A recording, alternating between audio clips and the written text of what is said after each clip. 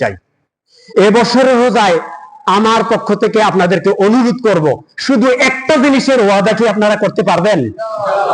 তাহলে আল্লাহ পাকের জান্নাত আপনাদের জন্য ইনশাআল্লাহ অপেক্ষা করবে। একটা জিনিসের ওয়াদা করতে পারবেন? আপনাদের জীবন ইনশাআল্লাহ পরিবর্তন হয়ে যাবে। একটা জিনিসের ওয়াদা করতে পারবেন? আল্লাহ পাক আপনাদের অতীতের সমস্ত গুনাহ খাতাগুলি মাফ করে দিবে। একটা জিনিসের ওয়াদা করতে পারবেন? আল্লাহ পাকের প্রিয় পাত্র হিসেবে আপনাদেরকে গ্রহণ করে নিবে। একটা জিনিসের ওয়াদা করতে পারবেন? আল্লাহ পাকের জান্নাত আপনাদের জন্য অপেক্ষা করবে। একটা জিনিস কি? এটা হলো এই রোজাতে কোনো গুনাহের কাজ করব না। এই একটা ওয়াদা কি আমরা করতে পারি?